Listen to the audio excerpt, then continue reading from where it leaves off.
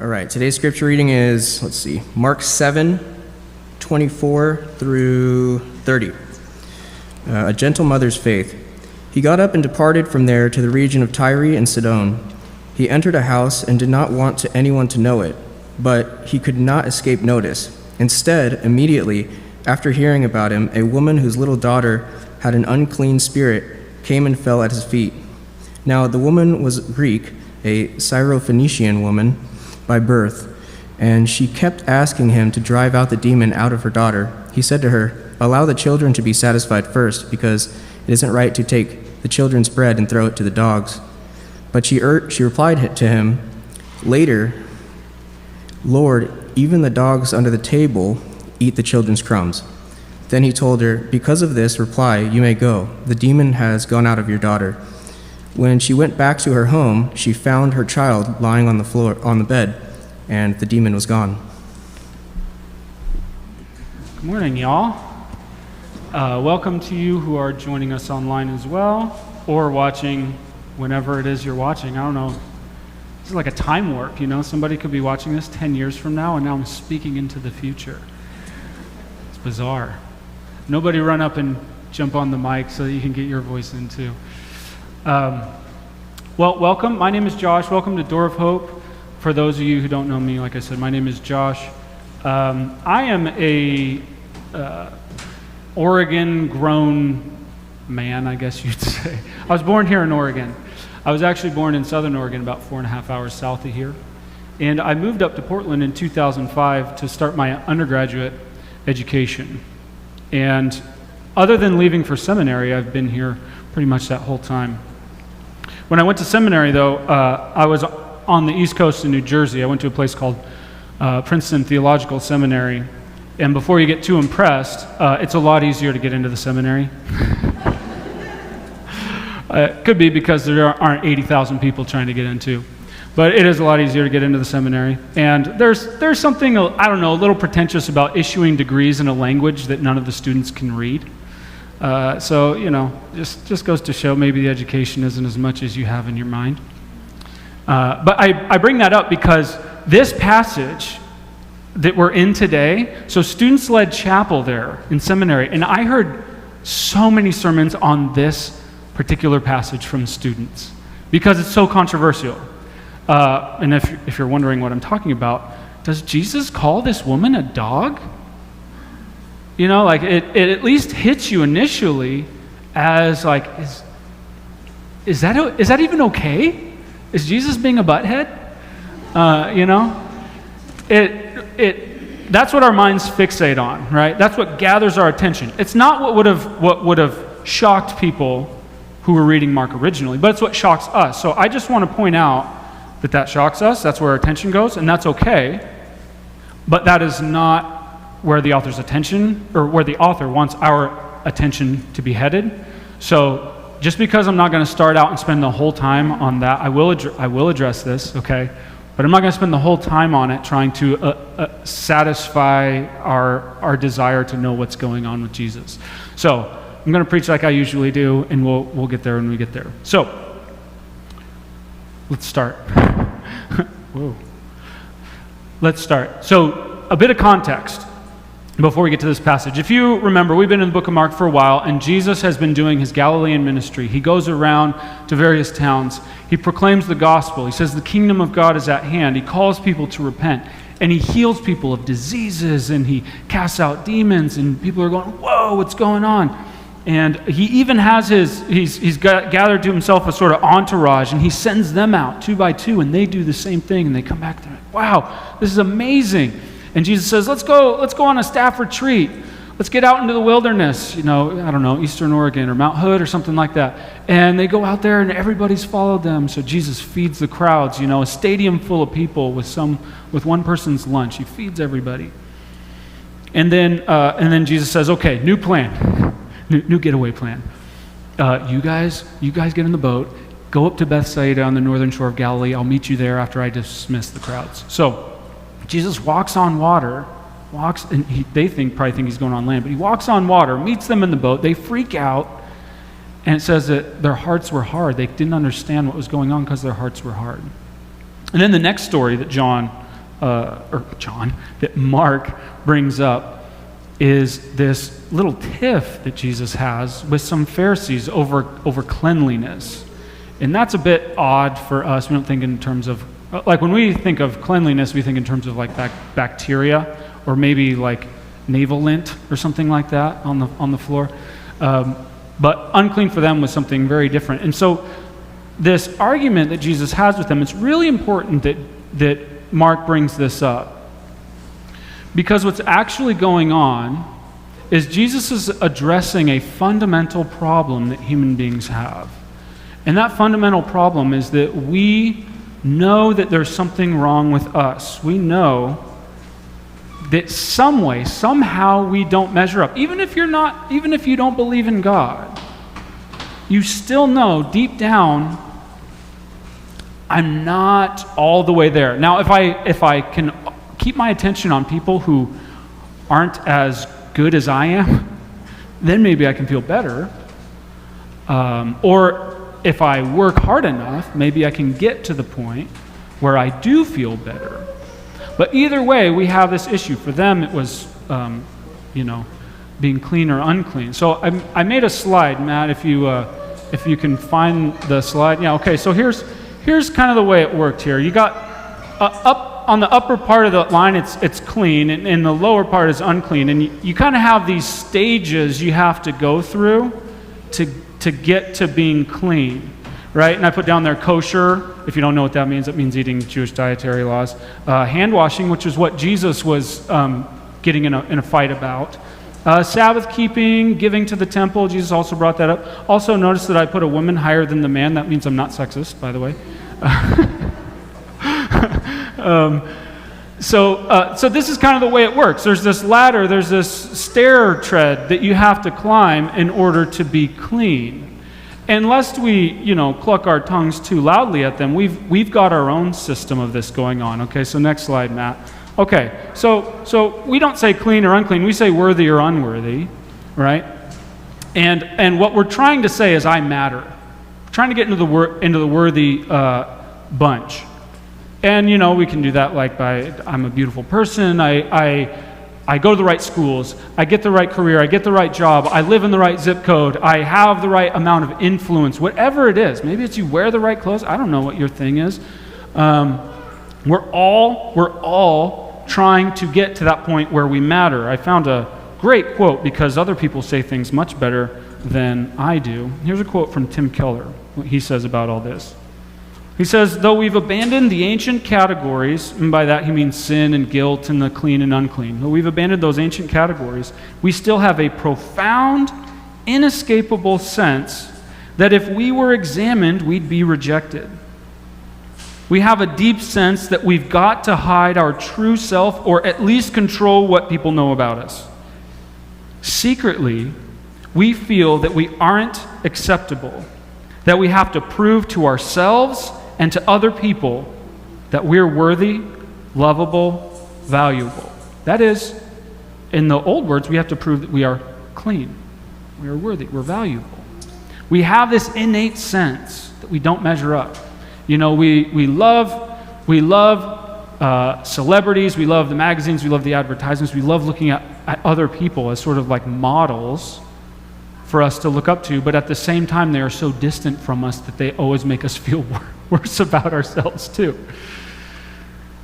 And this goes in the moral realm, the religious realm. I put in here like beauty, career, zip code, and all that. There's a religious version of this too, right? I read my Bible enough, I pray enough, I don't watch bad movies, I don't smoke or chew or go with girls that do.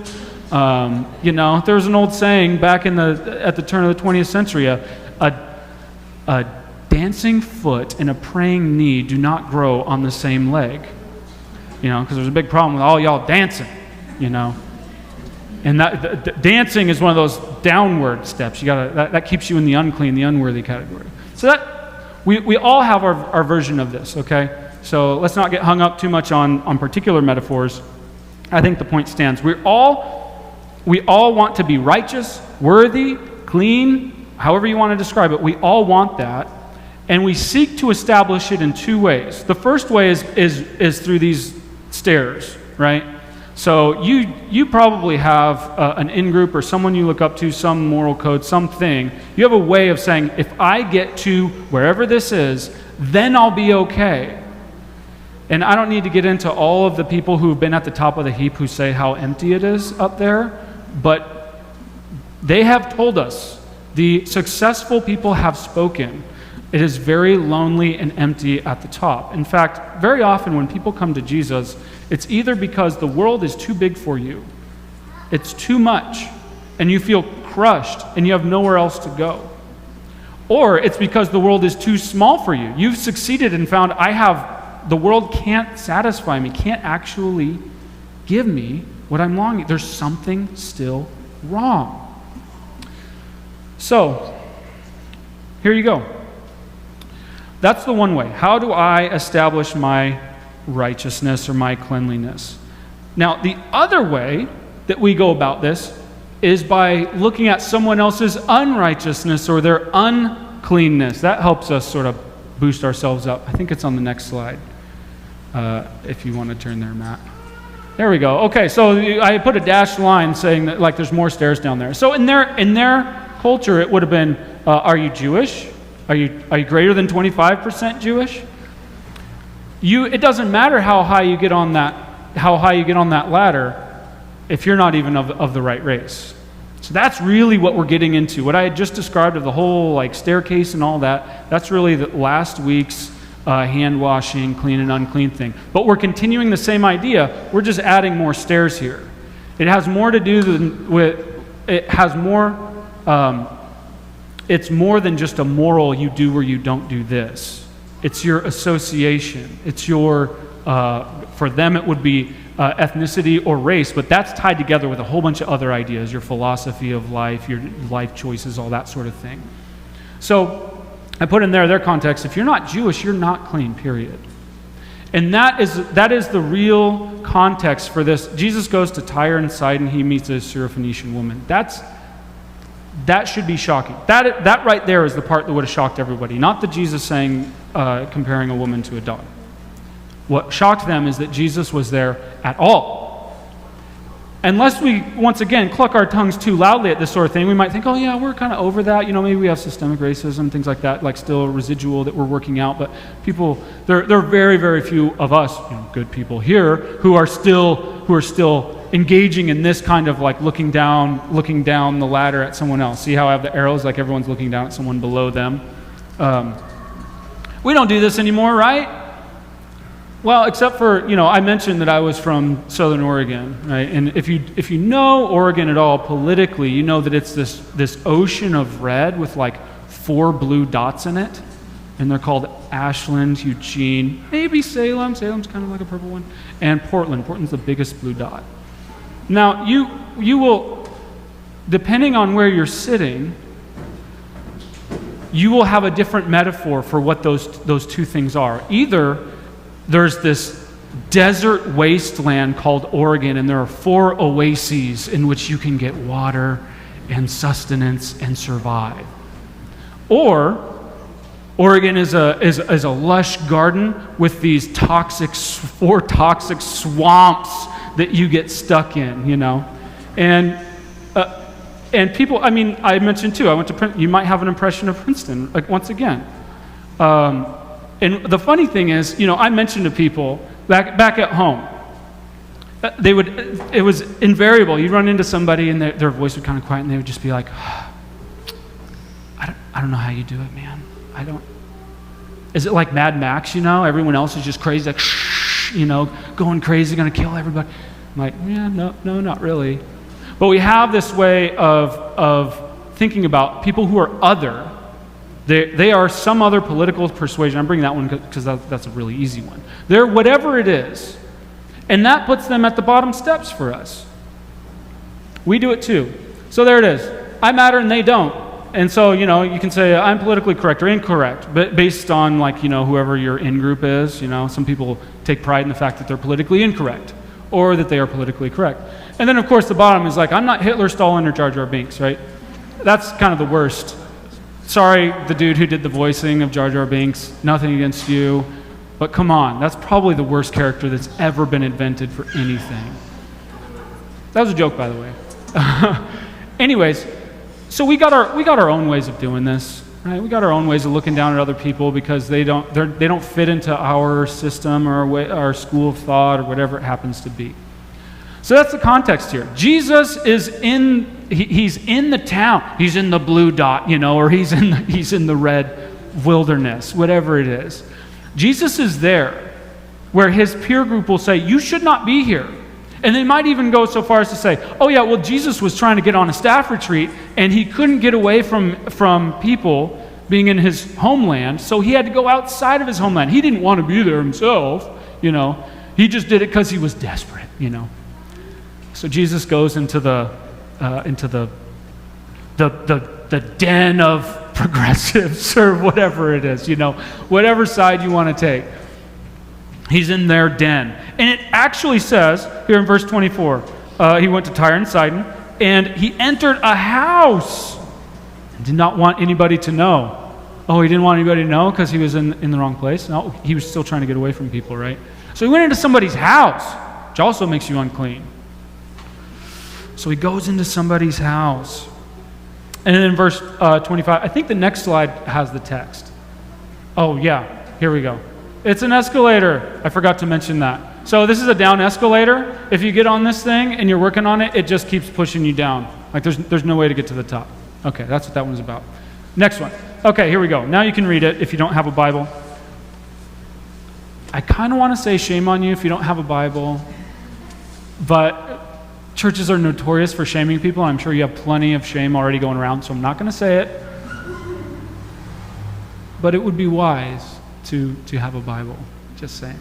Okay, so in the text, immediately a woman whose daughter was possessed by an unclean spirit, unclean spirit, heard of him and came and fell down at his feet. Now the woman was a Gentile, a Syrophoenician by birth, and she begged him to cast the demon out of her daughter. Now, if you would have been reading this, you would have been like, like, those people, how could Jesus even be there? How dare this woman walk in? How dare she come and ask something from Jesus, claim something from him? And once again, I don't know who your outgroup is, but it would be like going to whatever it is, the blue or the red, the blue dot or the Red Sea, being in there, and somebody who is the most activist of whatever that side is comes in and is asking something of you. I don't know who that is. Maybe if you're more on the right, that's somebody who's part of the LGBTQ community or an activist in that. Maybe if you're on the left, I don't know, it's somebody who drives a Tahoe or something that guzzles a lot of gas. Or maybe you can just think of Marilyn Manson, I don't know. But it's somebody who you're supposed to be like, ugh, comes in. Jesus is dealing with an unclean situation with unclean people. How does he handle it? Okay, here's where we get to the part where probably everybody was thinking at the beginning, okay, how's Josh going to handle this one? Ooh, this one's ugly. Okay, verse 27. And he, that is Jesus, said to her, let the children be fed first, for it is not right to take the children's bread and throw it to the dogs. Ooh. So Jesus is using an analogy here. We know from Matthew has a parallel account. And one of the things that Jesus says in that one is that he came to the lost sheep of Israel. So he had a mission. So we know this isn't all that was said there. But also, keep in mind, this doesn't seem nice, does it? It doesn't really seem nice. I mentioned when I was in seminary, students would hound on this. Verse 27 is always what it was. And depending on where they were, they would say, okay, see, Jesus had adopted just all the prejudices of his own time. He was just a man. You might go, whoa, there's people like that in a seminary? Yeah, in the seminary. In the seminary there were. And then you'd have people who would be like, utter denial. No, Jesus could not have said that. This is a scribal error. This is a story that's made up. This is one of those parts of the Bible that isn't really the Bible. So you'd have those things. And then you'd have the people from the feminist side saying look, the woman takes Jesus to school. He's wrong, and he gets corrected by a woman. And so this is something that's really ennobling to women. And that could be true too. be true. As far as ennobling women, I think it is, actually. But then you have the conservative side. They would be like, well, dog just, that word for dog is a diminutive in Greek, which means it's just like a little puppy. So it's not really a dog. I'm like, yeah, but it is. He is saying it's a dog. Just because it's a cute one doesn't mean it's like a human. It's still a dog, right? So what do you do here? I don't know. Honestly, I don't know. I read a lot of commentaries. Here's one that I liked. It's by a guy named Barclay. He says this. He says, no matter how you look at it, the term dog is an insult. How then are we to explain Jesus' use of it here? First, he did not use the usual word. He used the diminutive words which described not wild dogs of the streets, but little pet lap dogs of the house. So he's taking the more conservative side, right? He says, in Greek, diminutives are characteristically affectionate. So Jesus took the sting out of the word. Second, without doubt, his tone of voice makes all the difference. The same word can be a deadly insult or an affectionate address according to the tone of voice. We call a man an old rascal in a voice of contempt or a voice of affection. Lastly, and I think this is what I think is the real point. Lastly, it says, in any event, Jesus did not shut the door. So what's Jesus really doing here? Well, I think that he's doing two things. One, we know from Matthew he's not losing sight of his mission.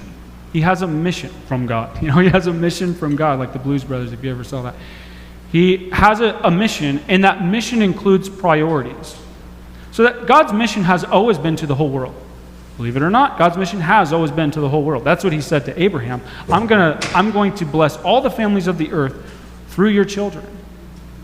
But Israel had failed over and over and over again in this. And so that's why Jesus had to come. Because the 12 tribes of Israel, the sons of Jacob, had utterly failed at this. And so God came and he selects 12, keep in mind the number 12 men who are representative of a new Israel. And it's going to be their job to take this to the Gentiles, which they did, and that's why most of us are here. I don't know if anybody watching this or anybody here has any Jewish blood in you, but if you don't, they just follow priority. So I think what Jesus is doing is saying, hey, listen, lady. Probably didn't say lady. Maybe he did, because, it's kind of insulting. You have kids. Women, you have kids. You know that it would be wrong to take the food that's for the children and give it to the dogs first and then give the children what's left over. It's an error in priority. Dogs matter. Dogs matter. But Jesus has his little children, and that is the people of Israel, just like she has her little children. And the 12 that he is putting in place will have their children, which will be the Gentiles. So he's saying, wait your turn. That's one thing. The second is that Jesus is, I'm going to be honest, I think that Jesus is actually trying to crack open her heart. And that might not sit well with us. You mean Jesus can make us uncomfortable, can say things that are uncomfortable in order to kind of crack us open and show us really what's inside. Are you okay with that kind of Jesus? Or does Jesus have to always bring you comfort? God didn't start with Jesus, he started with law, and that made us really uncomfortable. That's why a lot of us are uncomfortable with the Old Testament. If God is God, then it's his prerogative. It's his prerogative for the ordering in which he is going to do things and the manner in which he is going to do them. He's seeing how she is going to respond. Is it okay if God cracks open your heart? Is that okay? I hope so. The real question that we should be asking is, how is this woman going to respond to this? How does she respond? How would the Pharisees have responded? How would you have responded? Verses 28 through 30. She answered him, "Yes, Lord, yet even the dogs under the table eat the children's crumbs." See what she's saying? If it had been the Pharisees, they would have brought up those stairs and said, "I'm Jewish, 100%, whatever it is. I keep the Sabbath. I keep the kosher laws. I do all of these things, Jesus, so you need to give me what I'm asking for." He's asking her, what are you going to stand on when you come to me? What leg do you have? And her response is, "I'm not worthy." She doesn't say, my great-grandmother was Jewish, so I'm like 1/8 or 1/4%. She doesn't say, "Well, I've been to synagogue a couple times. I got some friends who are." She says, "Look, you don't owe me anything." She doesn't deny Jesus. She doesn't say, "I got my rights." She doesn't say, "Jesus, you got your priorities inverted." She says, "I'm not coming to you with reasons why you should give me what I'm asking. I'm coming to you on the basis of who you are, not on the basis of who I am. Not my pedigree, but yours. I know that you are generous." Had she heard, it's very possible she had heard that Jesus just made a stadium full of food out of somebody's lunch. She knows how generous Jesus is. Maybe she's heard that he's been trying to get away from people and they won't leave him alone, but he still can't help but give to them. That's how God is. She has good theology. God is like a never-ending fountain, always wanting to give and give and give some more. She's got it right. You don't owe me anything. I'm not standing on my lineage. I'm not appealing to my rights or my successes. I'm only appealing to you. And what does Jesus do? Well, his heart goes out. Verse 29, he said to her, "For this statement you may go your way. The demon has left your daughter." And she went home and found the child lying on the bed and the demon gone. Now, interesting. It's not surprising. Jesus has done this over and over and over again. So you might be thinking, okay, well, yeah, of course, Jesus did that because he's just a nice guy. And maybe that's true. But notice what Mark is doing. He's presenting this woman as having a certain kind of belief that is not shared by the in crowd, by the in group, right? So who are the people the crowd that you would have wanted to be in that time? Probably the Pharisees who are rejecting Jesus. And if not the Pharisees, then at least Jesus' inner circle. But the 12 have hard hearts too. They don't understand. And somehow, this woman, this Gentile woman, this unclean woman, she gets it. A few chapters back, the last people to get it were a man whose daughter was dying and a woman who was unclean because she had a hemorrhage of blood.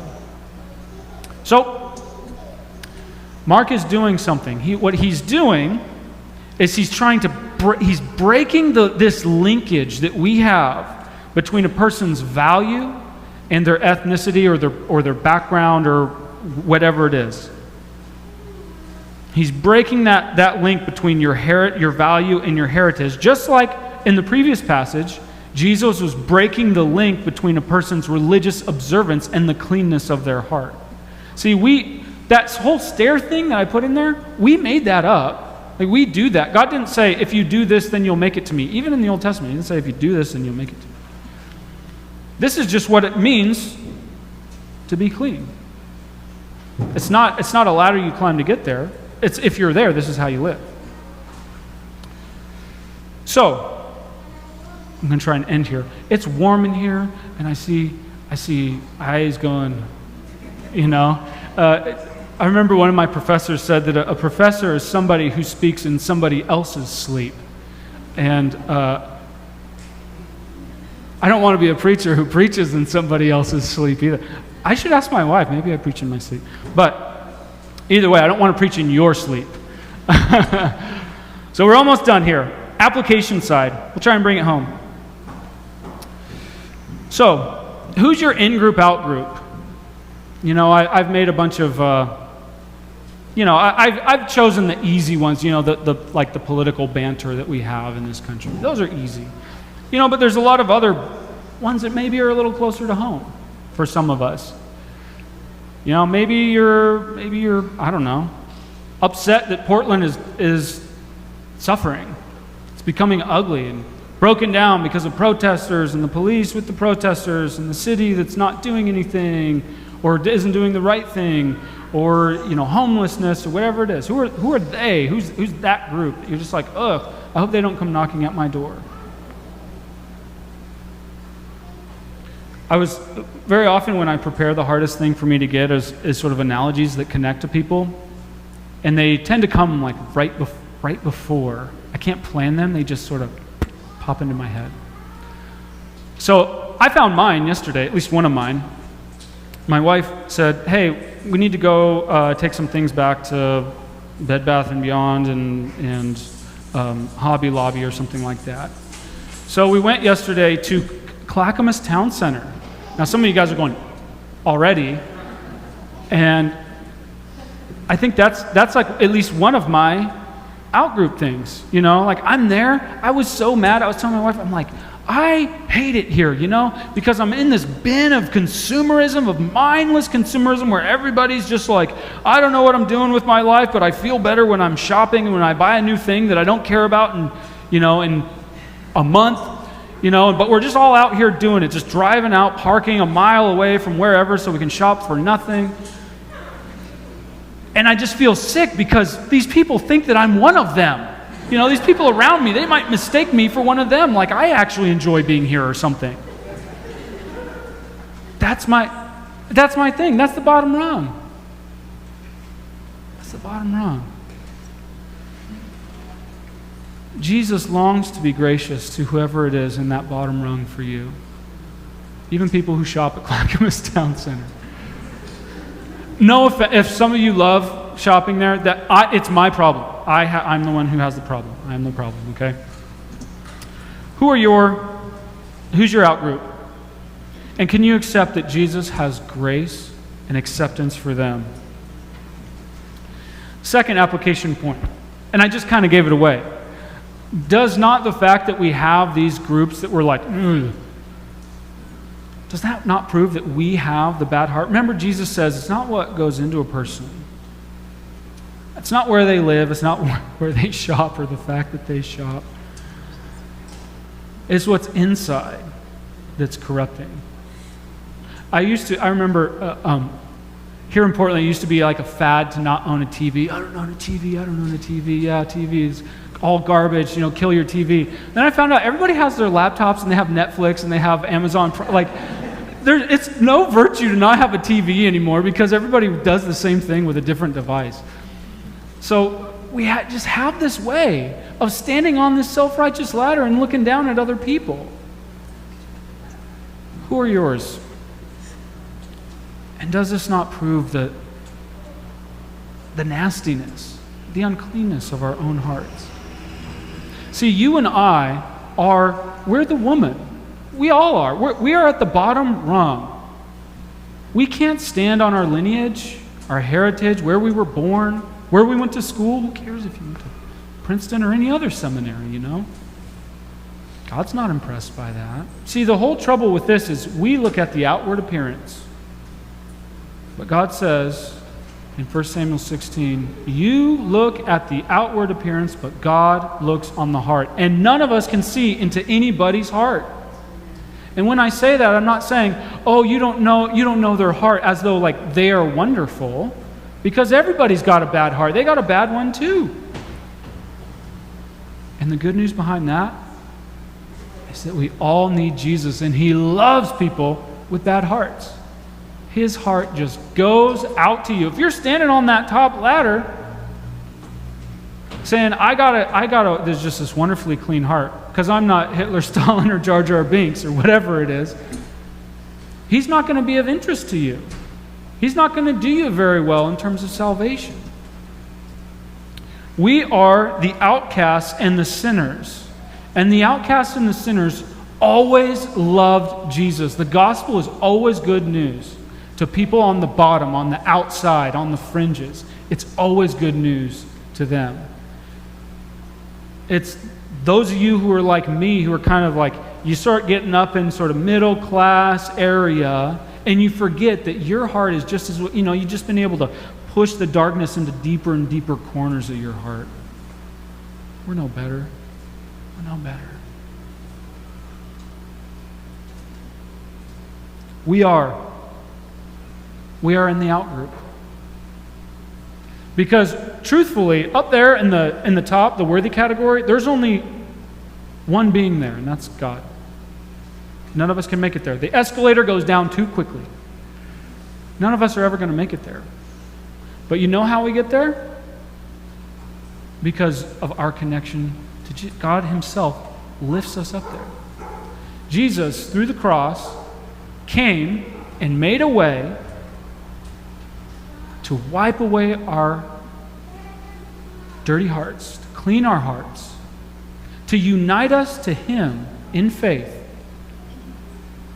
so that we could be there in the worthy category without having to climb the ladder. So if you've been on the stairs, if you've been on the escalator, it's okay to get off and say, I'm not going to do the dance. I'm going to rest in Jesus. I'm going to say, I'm like a baby. I was trying to look for an image of like a full-grown adult, and all I could find was like a guy who's skiing, but it's so obviously a skiing man that I thought that would be weird. So I guess the baby does, I suppose, God says we're all children of God. There are no adults of God. They're just children of God. In truth, this is how we all are. Even if we pontificate about what's going on in the world and how we're going to fix all the problems, all the smart people who go to Princeton and Harvard and all those other places, they're just babies too. Compared to God, none of us knows what we're doing. None of us really knows. So we come to him in humility. If you don't know Jesus, if you've never come to Jesus, here's my appeal to you. That feeling of inadequacy that you have is there for a reason. And you're never going to fill that gap. You're never going to pull yourself in there. If you can get yourself to look beautiful, you're going to get old. If you have a successful career, you can lose it. If you have a beautiful, wonderful family, they can die or leave you. It's going to end at some point. You need something else. You need Jesus. And for those of you who are, you say, I've been a Christian for a while, yeah, you still need Jesus. We all do, right? Last time I was up here, I talked about the fifth Oreo. By the way, I heard back from some people on that fifth Oreo who confirmed what I said. But I'll just add, my wife corrected me, and she said, you can get beyond that fifth one if you have something salty in between. So you alternate between the sweet and salty. Anyway, I don't know how that works here. All I'm saying is we need Jesus. All of us need Jesus, whether you've been following him forever or you've been following him for never. We all need him. Let's pray.